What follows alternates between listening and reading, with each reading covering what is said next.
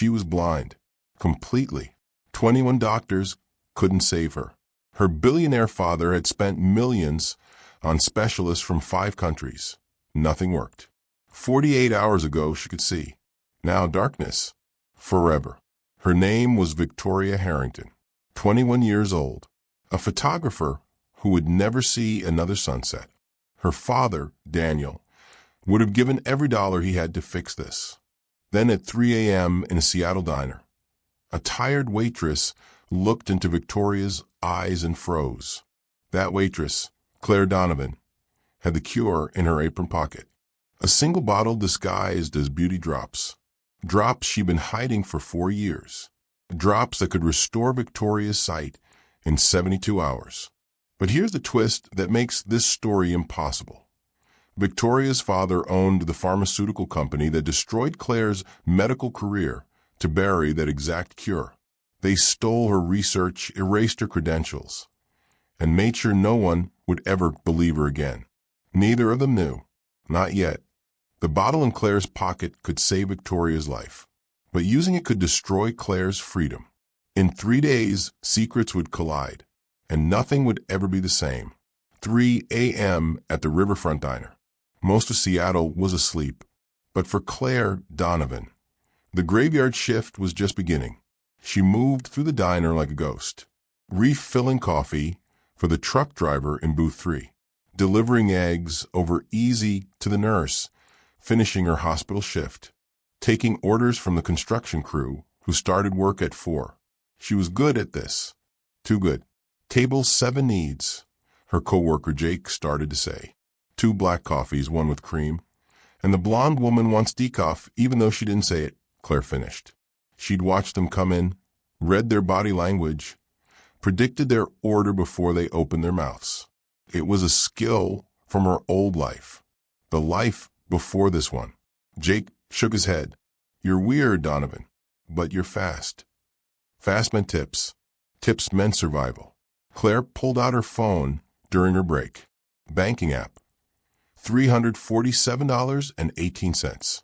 Rent due in 5 days. $1,100. Storage unit payment. $89. Due in 3 days. Inside that storage unit, buried under boxes of her old life, was her Stanford diploma. She hadn't looked at it in 2 years. She couldn't afford to look back. Her hand drifted to the small cosmetic bag in her apron pocket. She did this every hour, checked to make sure it was still there. The burgundy leather was worn smooth from 4 years of obsessive touching. Inside, wrapped in tissue paper, was a single amber bottle. Beauty drops for external use only. That's what the label said. But Claire knew what it really was. A customer waved her over. Miss, can I get? Claire was already looking at his eyes. She couldn't help it. Slight redness in the left eye. Burst blood vessel from stress or high blood pressure. Pupils equal and reactive. No signs of cataracts despite his age. She caught herself. Stopped staring. What can I get you? This happened a dozen times a shift.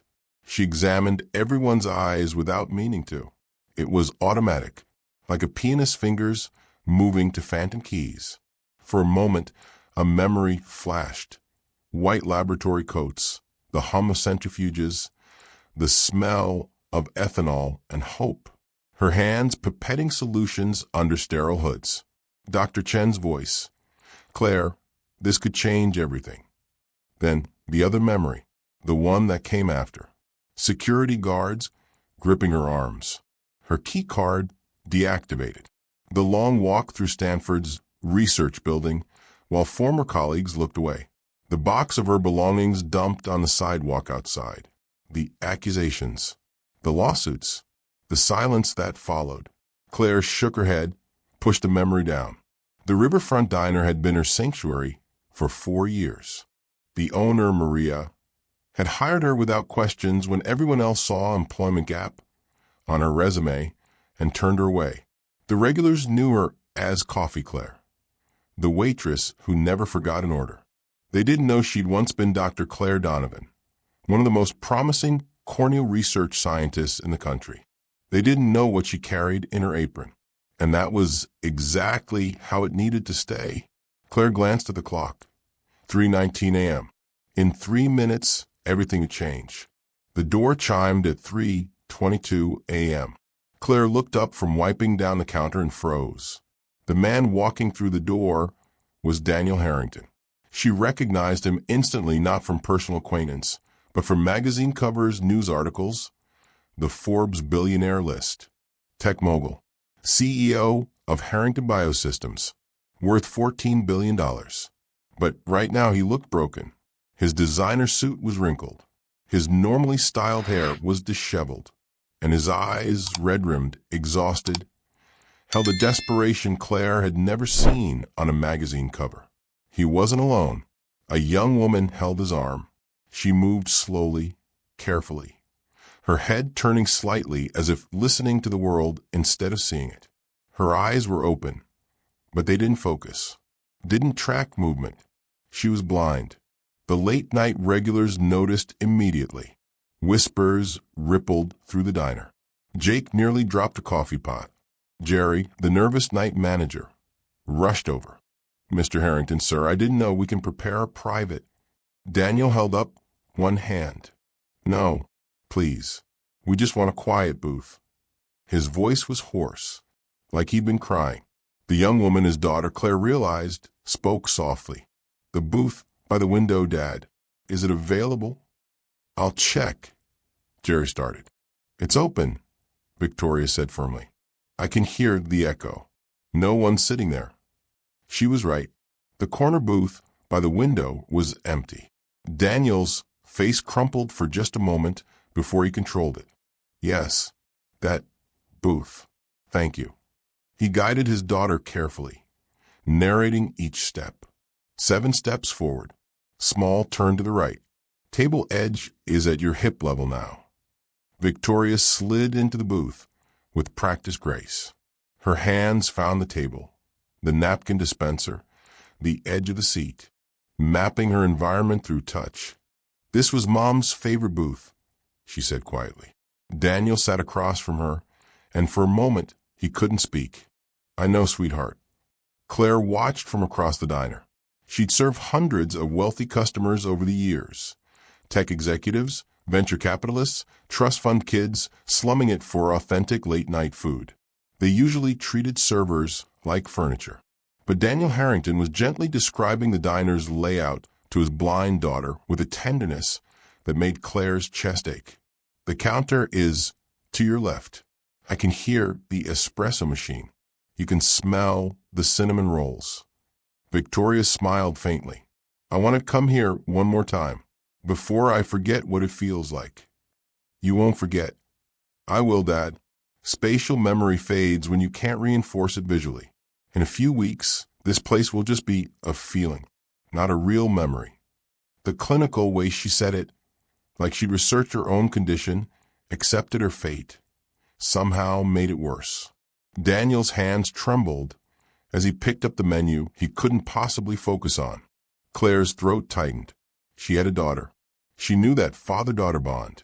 Her own father had stopped speaking to her after Stanford, called her an embarrassment, said she'd thrown away her future for pride. She wondered if he'd fight this hard if she went blind. She doubted it. Jerry nodded toward their table. "Claire, can you take them?" Claire grabbed her notepad, took a breath, and walked toward the booth where a billionaire sat helpless beside his daughter, who would never see another sunrise. She had no idea she was about to change both of their lives. Claire approached the booth, pen ready, professional smile in place. "Good morning. Can I start you with some coffee, or—" Victoria's head turned toward her voice immediately. "Coffee, please.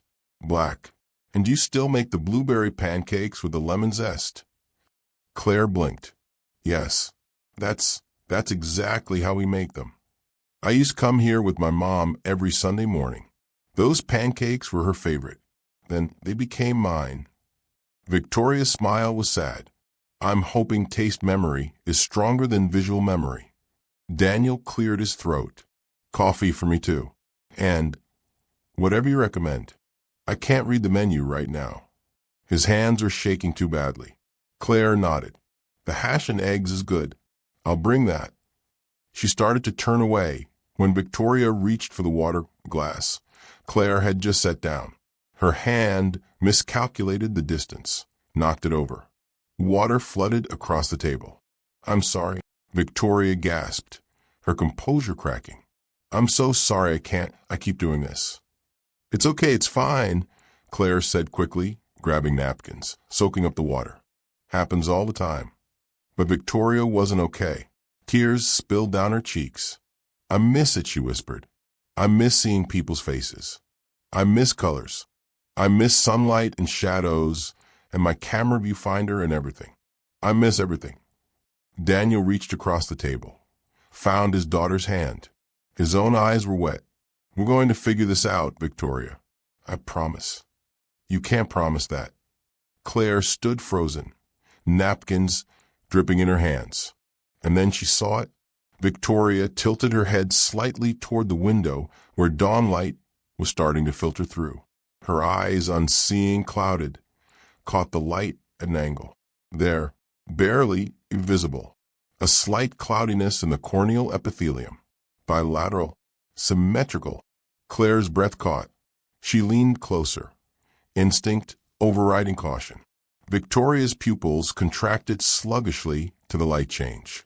Not blind from nerve damage, not retinal detachment. The cloudiness was superficial, treatable. No, it couldn't be. Claire's mind raced through differential diagnoses, years of training flooding back. The sudden onset, the bilateral presentation, the specific pattern of corneal scarring. She knew this condition. She'd spent 3 years developing a cure for it. Acute bilateral corneal epithelial syndrome, ABSSS, so rare that most ophthalmologists never saw a case in their entire careers. Caused by environmental toxin exposure. Certain photography chemicals could trigger it, and Victoria was a photographer. The recognition hit Claire like electricity. Her hands started shaking. The notepad slipped from her fingers, clattered to the floor. Are you all right? Daniel asked, suddenly focused on her. Yes, sorry, Claire bent to retrieve the notepad, her heart hammering. The cosmetic bag in her apron pressed against her ribs like an accusation. Inside that bag was a bottle of drops. Drops she'd perfected 4 years ago. Drops that could regenerate damaged corneal epithelium in 72 hours. Drops that had never been FDA tested on humans. Drops that could save Victoria Harrington's sight. Or kill her. Claire's hands trembled as she straightened. I'll go put your order in. She walked toward the kitchen on legs that didn't feel solid. Behind the swinging door, she braced against the counter, gasping for air. This couldn't be happening. She pulled out the cosmetic bag with shaking fingers, stared at the amber bottle inside. She'd tested it on herself in diluted doses for years, treating minor eye irritations, proving it was safe. The animal trials had shown a 70% success rate with minimal adverse effects. But human trials? Never. Because she'd been fired before she could complete them. Victoria Harrington had maybe 72 hours before the corneal damage became permanent. After that, no treatment would work. The window was closing. Claire had the only cure that existed. But using it meant revealing who she was, risking prosecution for practicing medicine without a license, using an experimental drug without authorization. And if it went wrong, if Victoria had an adverse reaction, if the treatment failed, if something unpredicted happened, Claire wouldn't just go to prison. She'd destroy the last shred of reputation she had left. She'd prove everyone who called her reckless was right. Jake pushed through the door. Claire, you good? You look like you saw a ghost. I'm fine, Claire whispered. But she wasn't fine. She was staring at an impossible choice, and the clock was already ticking. Claire forced herself to focus. She made the blueberry pancakes herself, adding the lemon zest exactly the way Victoria remembered. She poured coffee with steady hands, even though her mind was screaming. When she brought the food to their booth, Victoria was talking quietly with her father. Canceled the exhibition. They were supportive.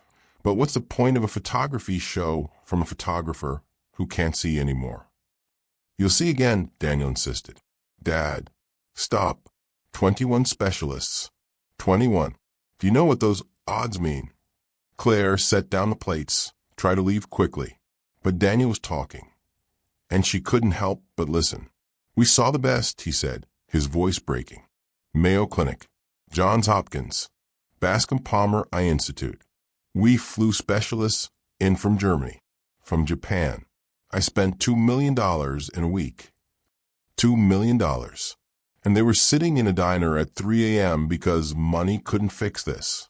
They all said the same thing, Daniel continued. Idiopathic bilateral corneal failure.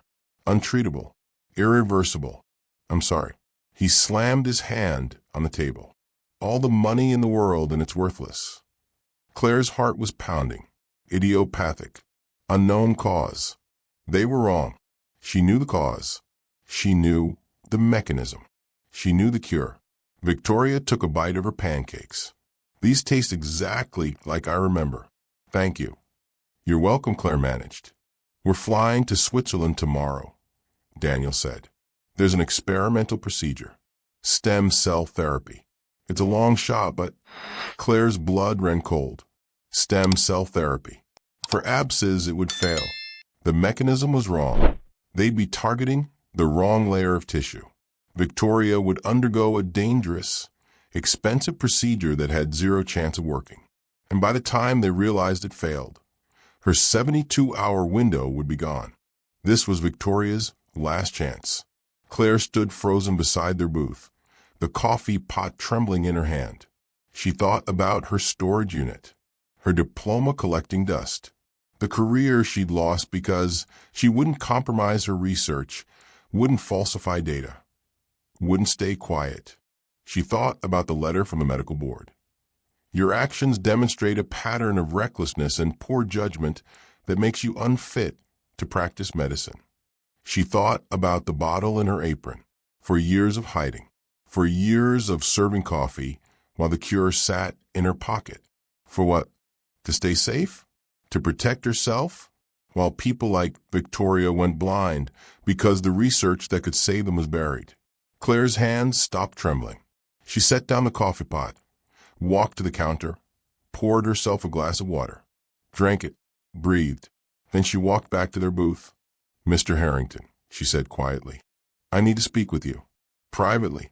It's about Victoria's condition. Daniel looked up, confused. What? Please. Just 5 minutes. It's important. I don't understand. You're a waitress. How would you? I'm not just a waitress. Claire's voice was steady now. Certain. I know what your daughter has. I know why 21 specialists couldn't help her. And I know how to fix it.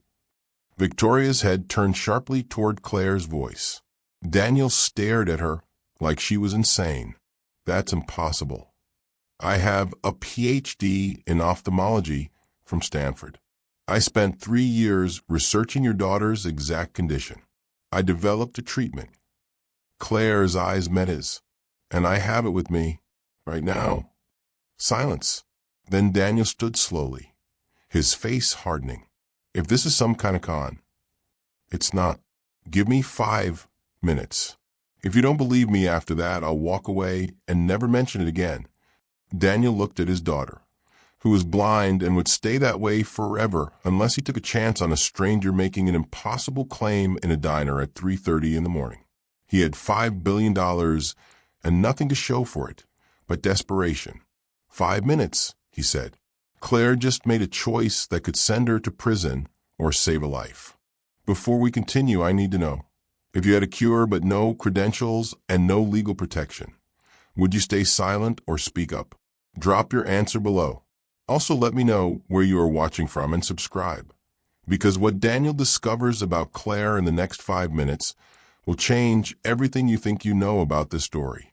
The diner's back office smelled like old coffee and paperwork. Daniel closed the door behind them, his jaw tight. You have exactly 5 minutes. Start talking. Claire took a breath. This was it. No going back. My name is Dr. Claire Elizabeth Donovan. I graduated from Stanford Medical School with a PhD in ophthalmology, specializing in corneal regeneration research. From 2018 to 2021, I worked in Stanford's Advanced Eye Research Laboratory under Dr. Patricia Chun. Daniel's eyes narrowed. Anyone can claim credentials. Look me up. Search Claire Donovan Stanford Corneal Research. You'll find my published papers, 12 of them, including one in the New England Journal of Medicine about epithelial regeneration protocols. Daniel pulled out his phone, started typing. Claire continued, her voice gaining strength. Your daughter has acute bilateral corneal epithelial syndrome, ABSIS. It's so rare that most ophthalmologists never see it. That's why your specialists missed it. They were looking for common causes, infections, injuries, genetic disorders. But ABSIS is triggered by environmental toxin exposure. What kind of toxin? Certain photography, developing chemicals. The older formulations, still used by artists who prefer traditional methods. Does Victoria develop her own film? Daniel's face went pale. She has a darkroom. In our house. She's been working on a project for months, printing hundreds of photos for her exhibition. The exposure is cumulative. It builds up over time until suddenly the corneal epithelium starts breaking down. Fast. Your daughter went from perfect vision to complete blindness in 48 hours, because that's how the syndrome works. How do you know all this? Claire met his eyes, because I spent 3 years developing a cure for it. Silence. Daniel stared at her. That's impossible. If you had a cure for a rare disease, you'd be famous. I'd be working in a laboratory, not a diner. I know. Claire's voice turned bitter. But I'm not. Because 4 years ago, I refused to falsify clinical trial data for a pharmaceutical company called Viridian Labs. Daniel's typing stopped. Viridian was funding my research, Claire said. They wanted to bring my treatment to market. But they also wanted me to manipulate the safety data to make it look more profitable. Extend the treatment timeline. Make it a recurring prescription instead of a one-time cure. More money that way. You refused. I refused. So they destroyed me. They pulled funding, pressured Stanford to terminate my position, filed complaints with the medical board claiming I was conducting reckless research. They buried my work, took my patents, and made sure no hospital would ever hire me again. Claire's hands trembled. I fought back. I went to the press, filed lawsuits. But they had better lawyers, bigger budgets. After 2 years of legal battles, I was broke, blacklisted, and branded as the reckless scientist who put ambition over safety. If you're so qualified, why are you working here? Daniel's voice was softer now, less accusatory. Because no one will hire me. My medical credentials are technically valid, but I'm unhireable. Background checks reveal the Viridian scandal. References dry up. So I work service jobs. I pay my bills, and I keep the one remaining vial of my research that I managed to save. She pulled the cosmetic bag from her apron, took out the amber bottle. This is it. The only cure for abscess that exists anywhere in the world. I disguised it as beauty drops, so if anyone ever searched my things, they wouldn't know what it was. Daniel stared at the bottle. You're telling me that a waitress has been carrying around the cure to my daughter's blindness in her apron for 4 years. I'm telling you that a scientist has been hiding in plain sight because your industry destroyed her for refusing to compromise her integrity. The words hit like a slap. Daniel looked at the bottle, then at Claire. How do I know this is real? How do I know you're not just desperate for money or attention? Call Stanford. Ask for Dr. Patricia Chun.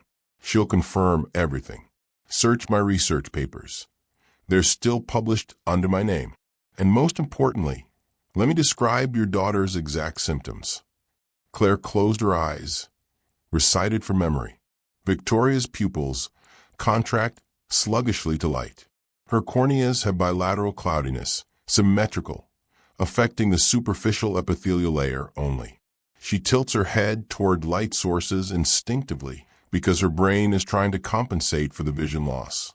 And she has approximately 63 hours before the damage becomes irreversible and permanent. Daniel's phone nearly slipped from his hands. How could you possibly know? Because I'm not a waitress, Mr. Harrington.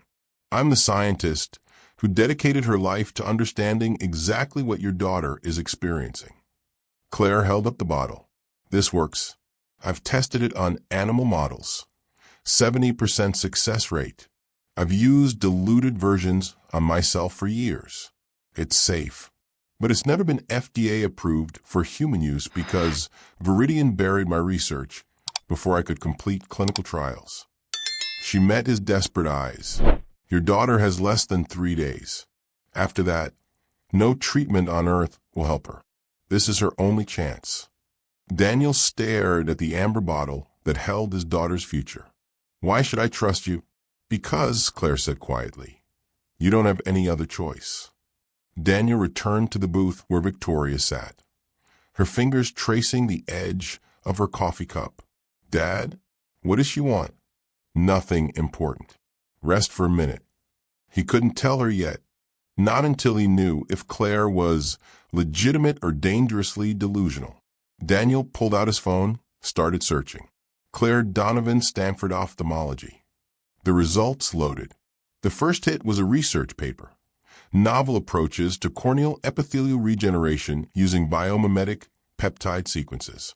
Published in the New England Journal of Medicine, 2020. First author, Dr. Claire E. Donovan, Stanford University. He clicked through. The paper was dense, technical, brilliant. Citations from dozens of other researchers. Peer-reviewed. Next search, Claire Donovan, Viridian Labs. A news article from 2021. Stanford researcher terminated amid pharmaceutical company dispute. Another. Whistleblower claims data manipulation pressure led to career destruction. And another. Former Stanford scientist files lawsuit against Viridian Labs. Alleges retaliation. Daniel read quickly, his heart pounding. The narrative was confusing. Some articles painted Claire as a hero who refused to compromise. Others suggested she was a problematic employee who made reckless claims when her funding was cut. Professional reviews were split. A comment from a former colleague. Claire Donovan was the most talented researcher of her generation. What happened to her was a tragedy. Another. Brilliant but reckless. She didn't understand the regulatory requirements. A statement from Viridian Labs. Ms. Donovan's termination was due to violations of research protocols and unwillingness to follow established safety guidelines. Daniel kept scrolling. Found Claire's LinkedIn profile. Last updated 4 years ago. Her credentials were real. Stanford PhD, multiple publications, awards for research excellence. A gap. Like she'd vanished. He searched Viridian Labs acquisition.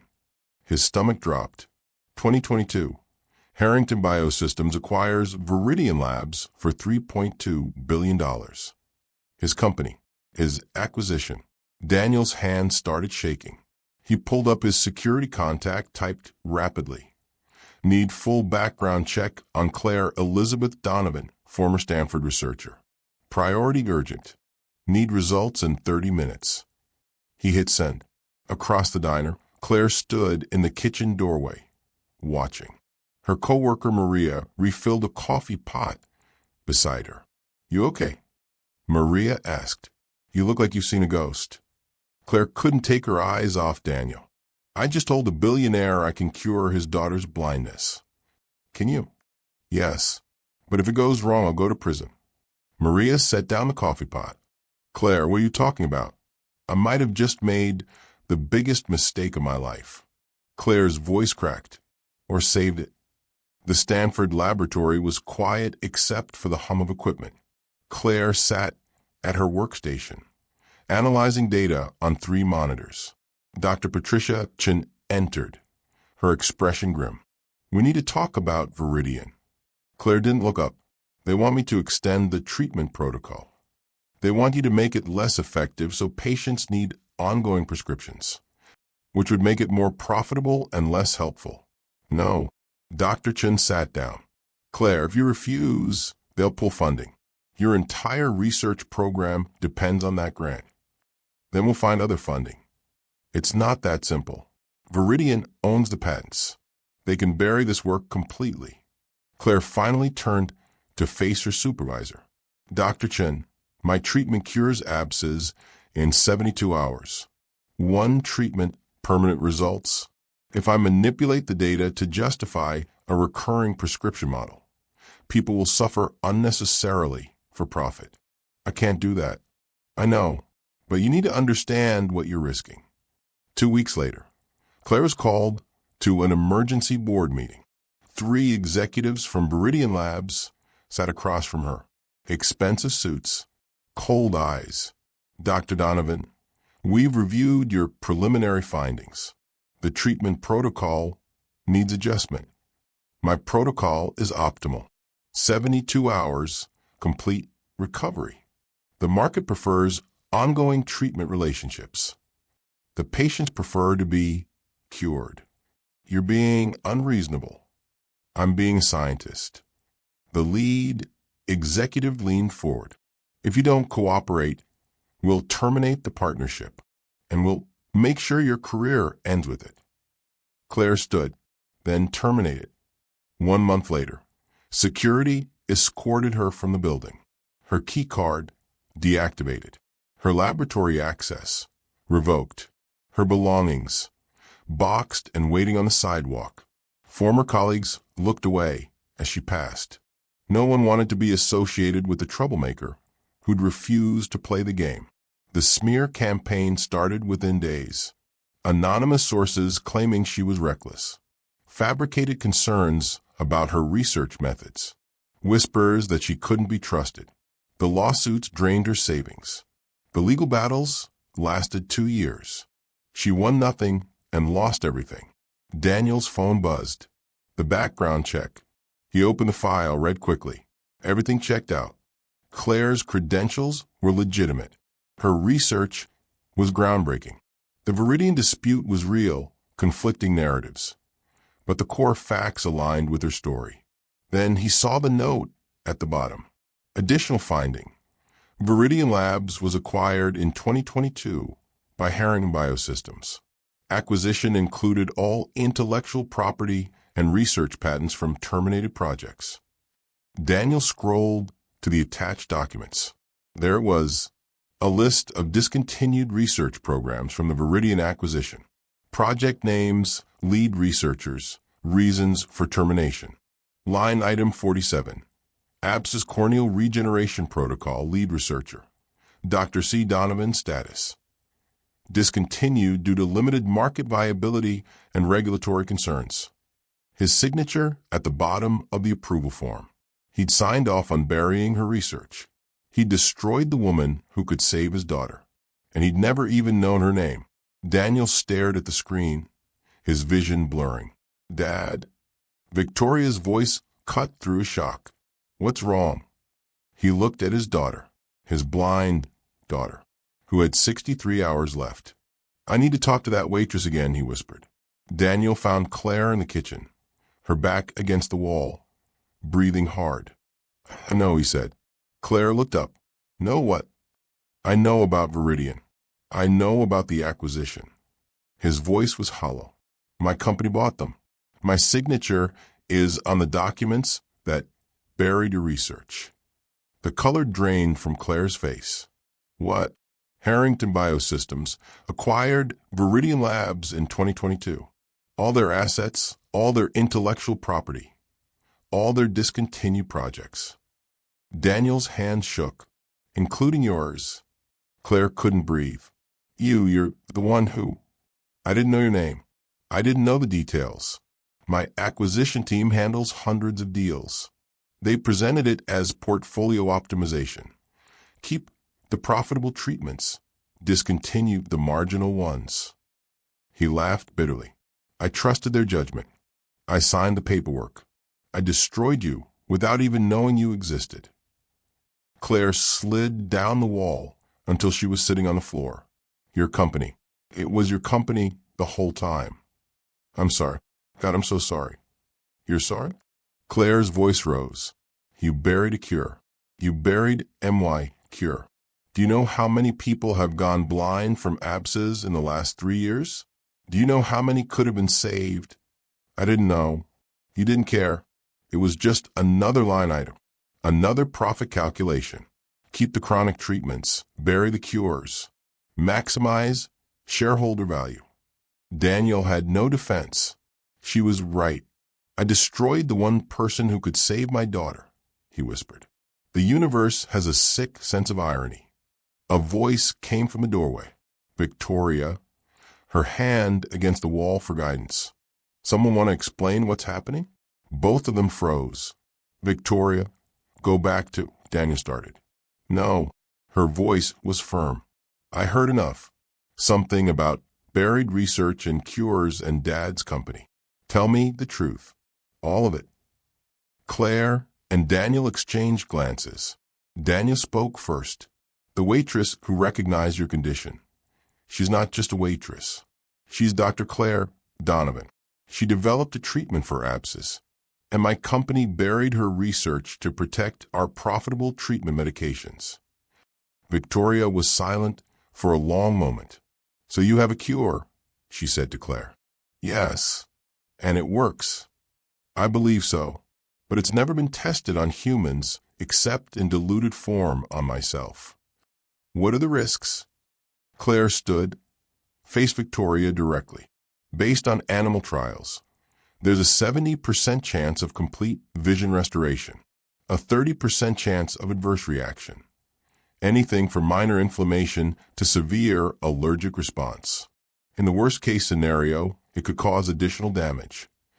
And if I do nothing, in 63 hours, the damage becomes permanent. No treatment will ever work after that.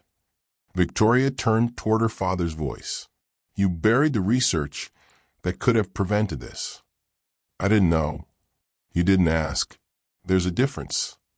The accusation landed like a punch. Victoria turned back to Claire. So we have a chance. A chance. Yes. But you need to understand, I'm not licensed to practice medicine right now. This treatment isn't FDA approved. If something goes wrong, I could be prosecuted. You could be harmed. Your father could face legal consequences for allowing it.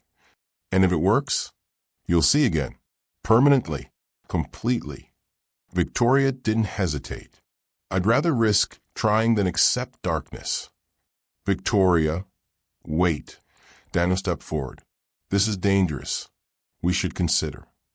Consider what, Dad? Flying to Switzerland for a procedure Dr. Donovan already told you won't work? Waiting for a miracle that won't come? I have 3 days before this is permanent. 3 days. She held out her hand in Claire's direction. I trust you. Claire's eyes filled with tears. You don't even know me. I know you lost everything refusing to compromise your integrity. I know you've been carrying that cure for 4 years, waiting for a chance to use it. I know you have nothing to gain and everything to lose by helping me. Victoria's unseeing eyes were steady. That's enough. Daniel pulled out his phone. If we do this, we do it right. Full informed consent, video documentation, written agreement that you're choosing this treatment against medical advice. Fine, Victoria said. I want every potential complication explained on camera. Agreed, Claire said. And if anything goes wrong, anything, we stop immediately. Victoria found her father's hand. Dad, if we don't try, I'll never forgive you. And I'll never forgive myself. Daniel looked at his daughter, 21 years old, a photographer who would never see another sunset unless they trusted a disgraced scientist with a bottle of experimental drops in a diner at 4 a.m. Get the consent forms ready, he said quietly. Claire nodded. I'll need a clean space. Sterile conditions as much as possible. Jerry, the manager, appeared. You can use my office. I'll clear it out. Victoria smiled faintly. "We're doing this in a diner office." "We're doing this," Claire confirmed. She pulled out the amber bottle. In 30 minutes, they would find out if 4 years of hiding had been worth it, or if Claire was about to destroy the last person who believed in her. Jerry's office was small, but it was clean. Claire wiped down every surface with sanitizer, arranged the desk lamp for optimal lighting, positioned the chair. Her hands moved with practiced precision, the muscle memory of thousands of hours in laboratories flooding back. "Okay," she said, her voice steady. "Here's the protocol. 2 drops per eye every 4 hours for 72 hours. I'll monitor for adverse reactions after each dose." Daniel held up his phone. "Recording. For the record, Dr. Donovan, please state the risks." Claire looked directly at the camera. "Victoria Harrington is choosing to undergo treatment with an experimental corneal regeneration serum. The serum has shown a 70% success rate in animal trials, with complete vision restoration occurring within 72 hours. However, there's a 30% risk of adverse reaction, including inflammation, allergic response, corneal irritation, or, in rare cases, additional tissue damage." She paused. "This treatment has never been tested on human subjects in clinical trials. It is not FDA approved. I am not currently licensed to practice medicine in Washington State. Victoria is accepting these risks voluntarily and against standard medical advice." Victoria sat in the office chair, tilted her head back. "I understand the risks. I choose to proceed." Daniel's voice was tight. "I consent as her father and medical proxy." Claire nodded. "Beginning treatment at 4:47 a.m. She opened the cosmetic bag with trembling fingers, pulled out the amber bottle. The liquid inside caught the lamplight, iridescent, shifting colors. Beautiful. That's why she'd called it beauty drops. Claire unscrewed the cap, drew the liquid into a sterile dropper she'd kept sealed for years. 2 drops per eye. You'll feel intense burning. That's normal. Count to 60. The pain will peak around 30 seconds, then decrease." Victoria's hands gripped the armrests. "I'm ready." Claire's hands, server's hands that remembered being surgeon's hands, were perfectly steady. She leaned close, positioned the dropper over Victoria's right eye. "Here we go. 1 drop. 2. Victoria gasped. Her hands clenched the armrests so hard her knuckles went white. "It burns." "I know. Count with me. 1, 2, 3. Claire moved to the left eye. 2 more drops. Victoria's breathing was rapid, panicked. Tears streamed down her face. 4, 5, 6. Daniel stood frozen, filming, his own face wet with tears. 15, 16, 17. Victoria's body tensed. "It's so I can't." "You can. Keep breathing." 23, 24, 25. At 30 seconds, Victoria screamed. Claire grabbed her hands. "That's the peak. It's going to get better now." 31, 32, 33. Slowly, Victoria's breathing steadied. 40, 41, 42. It's decreasing," Victoria whispered. 53, 54, 55. "I can still feel it, but it's not." 60. Victoria slumped in the chair, gasping. Claire examined her eyes with a penlight. The cloudiness was still there, but something was different. The tissue was responding. Microscopic changes already beginning. "How do you feel?" "Like my eyes are on fire, but also..." Victoria's head turned slightly. "Wait, something's different." "What do you mean?" I see something. Not clear, but shadows. Movement." Claire's heart stopped. "You can see shadows?" "Your hand. You just moved your hand in front of my face." "I saw it. Not details, but movement. Shadow." It was working already, faster than Claire's models had predicted. Daniel's phone nearly slipped from his shaking hands. "Is that normal?" he asked. It's ahead of schedule. But yes, it's a good sign. For the next 4 hours, Claire monitored Victoria's response. The burning faded to a dull ache. The tearing stopped, and slowly, impossibly, Victoria's vision began to return. At 8:47 a.m., Claire administered the second dose. This time, Victoria was prepared. She counted through the burning, gripped Claire's hands, breathed through the pain. When it passed, she opened her eyes. "I see shapes," she whispered. "Blurry but shapes. The window, the desk, you." By 10 a.m., the shapes had dimension. By noon, blurred colors emerged. Red, blue, the yellow of the lamp. At 12:47 p.m., the third dose. At 2 p.m., Victoria could distinguish objects. The coffee cup, her father's phone, Claire's face, still blurry, but recognizable as a face. At 4:47 p.m., exactly 12 hours after the first dose, Claire administered the fourth treatment. And at 6:30 p.m., when the sun was setting outside the diner windows, Victoria Harrington looked at her father and saw him clearly for the first time in 3 days. "You have grained your beard," she said, tears streaming down her face. When did that happen? Daniel broke down completely. He pulled his daughter into his arms and sobbed. "I'm so sorry. I'm so sorry for everything. For not being there. For the company. For... I can see you, Dad. I can see you." Claire stood back, watching. Her hands were shaking now, relief and terror warring inside her. It was working. The treatment was actually working. But this was only the beginning. "Victoria," she said quietly, "this is 30% recovery. Maybe 40%. You can see outlines, colors, basic shapes. But for complete restoration, we need the full 72-hour protocol. And there's still risk of regression or complications." Victoria pulled away from her father, looked at Claire, her eyes focused, not perfectly but enough. "How long?" 60 more hours, 15 more doses, and then we'll know. Will it hold? I don't know.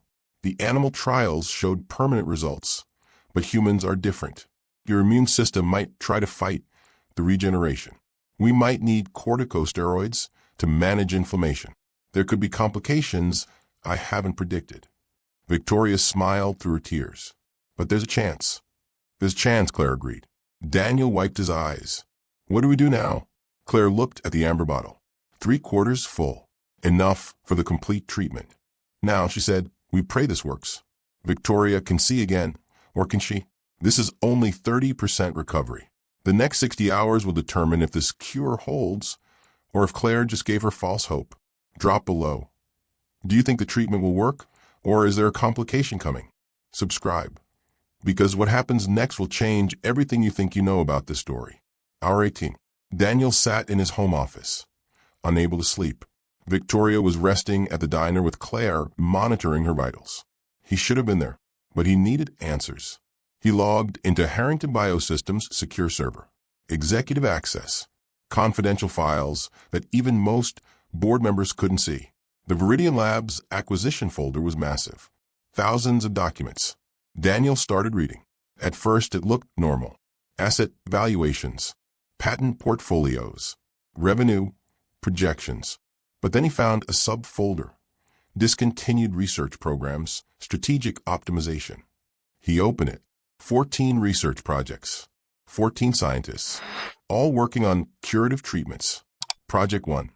Dr. Sarah Martinez. Pancreatic cancer cure using gene therapy. Status. Discontinued. Reason. Would eliminate recurring chemotherapy revenue stream for $0.2 billion annually. Project 2. Dr. James Okonkwo. Permanent diabetes treatment via stem cell pancreatic regeneration. Status. Discontinued. Reason. Conflicts with insulin and monitoring device sales. $2.8 billion annually. Project 3. Dr. Lisa Yamamoto. Single-dose HIV cure. Status. Discontinued. Reason. Would disrupt antiretroviral medication market. $1.9 billion annually. Daniel's hands shook as he scrolled. 14 cures. 14 researchers. All buried to protect profits. Project 11. Dr. Claire Donovan. ABS's corneal regeneration protocol. Status: discontinued. Reason: limited market size, but sets precedent for one-time curative treatments over ongoing management. Strategic liability. Strategic liability. They destroyed her career because her success might inspire other researchers to develop cures instead of treatments. Daniel found email chains. Executives discussing portfolio optimization. Corporate language that meant burying hope to maximize shareholder value. And there, in a dozen different approval documents, was his signature. He'd signed off on all of it. The executive who orchestrated everything. Richard Pemberton, his former COO. The man Daniel had trusted completely. The man who retired last year with a $40 million bonus. Daniel opened an email from Pemberton, dated 3 years ago. Daniel, the Viridian acquisition is performing exactly as projected. By discontinuing curative research and focusing on chronic treatment management, we've increased recurring revenue by $8.7 billion annually. This is the future of pharmaceutical profitability. Patients don't need cures. They need ongoing care. Recommend we acquire similar research-focused companies and apply the same strategy. Richard, Daniel had replied, excellent work. Proceed with expansion strategy. 5 words. 5 words that destroyed 14 lives and condemned thousands of patients to suffering that could have been prevented. He was going to be sick. Meanwhile, at the diner, Victoria's recovery continued. Hour 28. Claire administered another dose. Victoria barely flinched anymore. She knew what to expect. When her eyes cleared, she looked around the diner with wonder. I can read the menu board, she whispered. Every word, even the small print. Colors were vivid now. The red vinyl booths, the yellow pie case, the blue of Claire's worn work shirt. Victoria grabbed her camera, the professional one her father had brought from home. She'd been carrying it everywhere, waiting for this moment. Click. The espresso machine steam rising. Click. Claire at the counter, exhausted but smiling. Click. Her father slumped in the booth, his face heavy with guilt. Dad. Victoria called. He was on his phone, staring at something. Dad, what's wrong? He didn't answer. Hour 32. Victoria blinked. The colors seemed dimmer. The menu board was harder to read. Claire? Her voice was tight with fear. Something's wrong. Claire was beside her in seconds. Penlight examination. Victoria's corneas were inflamed, red, swollen. It's regression, Victoria whispered. It's failing. No, it's not failing. It's inflammation. Claire kept her voice calm even though her heart was racing. Your immune system is fighting the healing process. Your body sees the new tissue as foreign. This is a predicted complication. Can you stop it? Yes, with corticosteroids. But what? Claire's jaw tightened. I need a prescription, and I don't have prescription authority. Daniel finally looked up from his phone, saw the panic. What's happening? Inflammation. I need methylprednisolone, 40 milligrams oral tablets. I can have it delivered within an hour. No, Claire said sharply. If we involve outside doctors, now they'll ask questions. They'll report me for practicing without a license. This whole treatment will be shut down, and Victoria loses her chance to complete the protocol. Then what do we do? Daniel demanded. Claire pulled out her phone, stared at a contact she hadn't called in 4 years. I need to ask for help from someone I swore I'd never speak to again. Her finger hovered over Dr. Patricia Chen's number. This call would either save Victoria's sight or destroy the last bridge Claire had left. The phone rang 3 times before a familiar voice answered. Dr. Chen's office. Patricia, it's Claire Donovan. Silence. Then Claire? My God, where have you been? Seattle. Working at a diner. Patricia, I need help. Claire explained everything in rapid sentences. Victoria's blindness, the abscess diagnosis, the treatment, the inflammation, the time limit. You're treating a patient with an unapproved experimental drug? Patricia's voice was sharp. Claire, that's illegal. If the medical board finds out, I know the risks, but she's going blind, Patricia. Permanently. in less than 40 hours. And I have the cure. This is exactly what they said about you, that you're reckless, that you don't follow protocols. The protocol would have let her go blind while we filed paperwork for 5 years. Silence on the line. What do you need? Patricia finally asked. Methylprednisolone, 40 milligrams, tablets, prescribed under your name, delivered to the Riverfront Diner in Seattle. Urgent courier. Claire, if I do this, I'm complicit. My license is on the line. I know, and I would never ask if there was any other option. But Patricia, you told me for years ago that Viridian was wrong, that my research mattered. Did you mean it? Patricia was quiet for a long moment. I should have defended you, she said finally. When they came for you, I stayed silent. I told myself it was about being professional, but really, I was scared. I chose my career over doing what was right. I don't blame you. I blame me. Patricia took a breath. Give me the address. I'll have it delivered within 90 minutes. Thank you. Claire, after this works, and it better work, you're coming back to Stanford. I don't care what it takes. This is your research. You deserve to see it through properly. Claire's eyes filled with tears. I can't. My credentials can be restored. I've spent 4 years regretting my silence. I'm done being quiet. The courier arrived at 6:15 p.m., hour 34. Claire administered the corticosteroid immediately. Victoria swallowed the pills, waited. 60 minutes passed. The inflammation began to decrease. 90 minutes. The redness faded. 2 hours. Victoria's vision restabilized, then continued improving. Hour 40. Claire performed another examination. The healing process had resumed. Hour 48. Exactly 2 days after the first dose. Victoria looked across the diner and saw Claire clearly for the first time. Really saw her.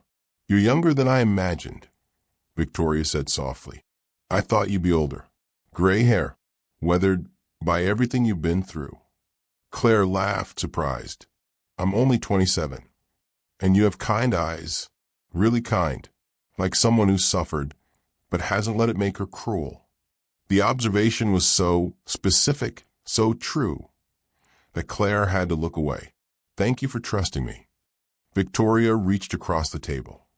Her hand found Claire's perfectly, no miscalculation. Thank you for being brave enough to try. Daniel watched this moment from across the diner. 2 women. One who'd lost everything to her principles. One who'd nearly lost her sight to his company's greed. Connected by a cure that should never have been hidden. He picked up his phone, started typing an email to his board of directors. Subject: immediate resignation and public disclosure. He was about to destroy his reputation, his legacy, everything he'd built. And it was the first truly right thing he'd done in years. Hour 60. 3 days after Victoria Harrington went blind in her darkroom. Her vision was 95% restored. She could read fine print, see colors with perfect clarity, focus her camera with precision. The treatment had worked. Daniel arranged a press conference for noon at the Riverfront Diner. The symbolism was deliberate. This was where everything changed. Media vans lined the street.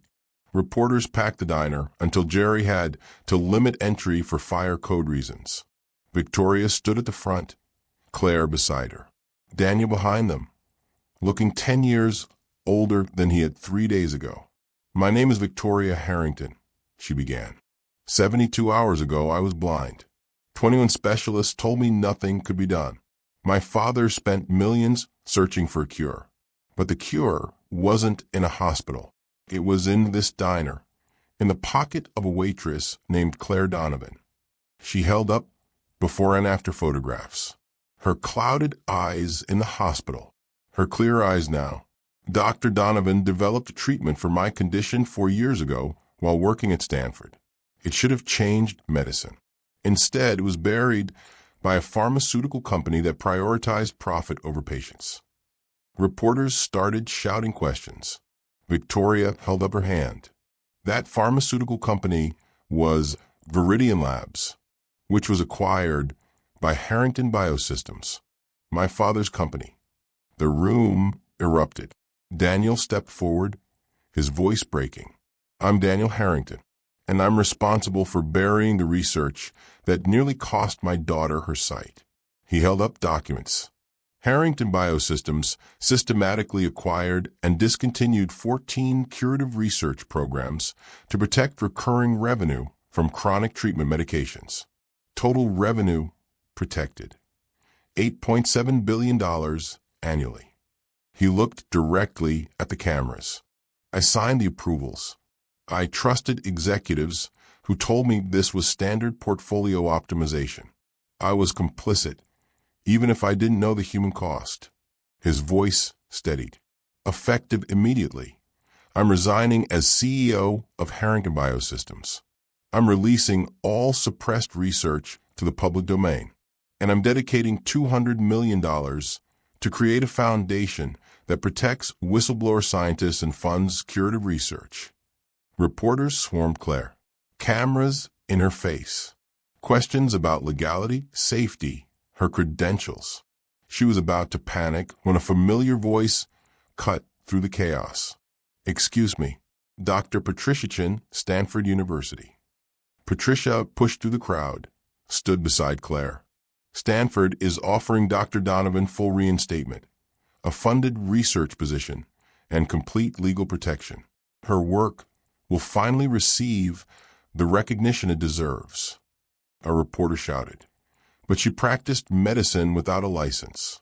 A new voice joined, a woman in a suit, holding up credentials. Dr. Susan Wallace, Washington State Medical Board. We've reviewed this case. Given the extraordinary circumstances and demonstrated competence, we're issuing Dr. Donovan an emergency temporary practice permit pending full license review. Claire stared, unable to process what was happening. She'd expected arrest. Instead, she was being vindicated. The photography exhibition was called Invisible. Victoria's photos covered the gallery walls. Truck drivers, night shift nurses, waitresses, janitors, security guards, all the people society trained itself not to see. The centerpiece photograph.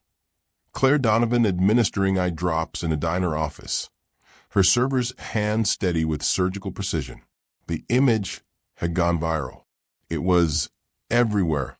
Victoria stood beside it, answering questions from art critics and medical journalists alike. This moment changed my life twice, she said. Once when it restored my sight. Again when it taught me to really see. Across the gallery, Claire arrived late, still wearing her Riverfront diner uniform. You still work there? A reporter asked. 1 shift a week, Claire confirmed. Not for money. As a reminder. Of what? Of where I was. And of how invisible people hold more power than anyone realizes. Claire had moved into Stanford's research facility 2 weeks ago. Her laboratory was state-of-the-art, fully funded. Her team handpicked. Human trials for the abscess treatment had begun with proper FDA oversight. 17 patients enrolled. 14 already showing vision improvement. Her medical license was under expedited review. Dr. Chun had testified on her behalf. Victoria's documented case had become medical legend. Daniel approached, looking different. Older, yes. The gray in his beard had spread, but his eyes held something they hadn't before. Peace. The Donovan Foundation is operational, he told Claire. We've already provided legal protection to 6 whistleblower scientists. 2 more suppressed cures are entering clinical trials. You didn't have to name it after me. Yes, I did. Daniel's voice was firm. You lost everything for your integrity. The least I can do is make sure your name means what it should, courage. Victoria joined them, her camera around her neck. She'd been documenting Claire's research for a photojournalism series on medical ethics. Ready for your close-up, Dr. Donovan? Claire smiled. I'm still getting used to being called that again. Get used to it fast. You're famous now. But once a week, Claire still showed up at the riverfront diner. Still poured coffee. Still talked with the regulars who knew her as just Claire, not Dr. Donovan. Maria, her coworker, set down a coffee pot. You know you don't have to keep coming here, right? You're basically a celebrity. Claire looked around the diner. The booth where she'd first seen Victoria. The office where she'd administered the cure. The counter where she'd hidden for 4 years. This place saved me, she said quietly, before I could save anyone else. 6 weeks after Victoria's recovery, a package arrived at Claire's Stanford laboratory. No return address. Postmarked from Singapore. Inside, a flash drive and a handwritten note. Dr. Donovan, you exposed part of the truth. Here's the rest. They didn't just bury your research. They stole it. Dr. Marcus Liu, former Viridian Labs senior scientist. Claire plugged in the flash drive. Files loaded. Hundreds of documents. Patent applications filed in China, Russia, Belarus. Modified versions of her research, credited to scientists she'd never heard of. Then she found the contracts. Sales agreements between shell companies and foreign military organizations. Her corneal regeneration protocol. Adapted for military applications. Enhanced vision for soldiers. Night vision capabilities. Sold for hundreds of millions. Her cure hadn't been buried. It had been stolen and weaponized. Claire called Daniel and Victoria immediately. They arrived within the hour, watched as she showed them everything. We thought we exposed one company's greed, Claire said, her face pale. We've actually uncovered something much bigger. International pharmaceutical espionage. Military applications. This goes beyond Harrington Biosystems. Victoria started photographing the documents. Daniel pulled out his phone. I know someone at the FBI. Claire stared at the screen, at the evidence of her stolen research being sold to the highest bidder. This isn't over, she said quietly. Claire's journey from invisible waitress to vindicated scientist took 72 hours to begin, but 4 years of hidden preparation. Her story is one of 200 I've documented, where society's invisible people hold extraordinary power. Next week, the janitor at Princeton who's been correcting quantum physics equations on classroom whiteboards for 8 years, and the professor who finally noticed. His story ends with a Nobel Prize nomination and an international scandal. Subscribe to see it. These stories only reach you if you're subscribed. YouTube's algorithm prioritizes subscribers now. And drop below. What hidden expertise do you have that would shock people? What are you capable of that no one knows? You might be my next story. I read every comment. 6 months later, Claire testified before Congress on pharmaceutical suppression of curative research. Her testimony led to 17 federal investigations. Victoria's photograph, the cure hidden in plain sight, won the Pulitzer Prize for feature photography. The image of Claire's server hands administering treatment became a symbol of hidden expertise everywhere. The cosmetic bag Claire guarded for 4 years now sits in the Smithsonian Medical History Collection. The amber bottle beside it empty now. The label still reads, Beauty Drops, for external use only. The plaque underneath, the cure hidden in plain sight. The waitress who was really a doctor. The 4 years that changed medicine forever.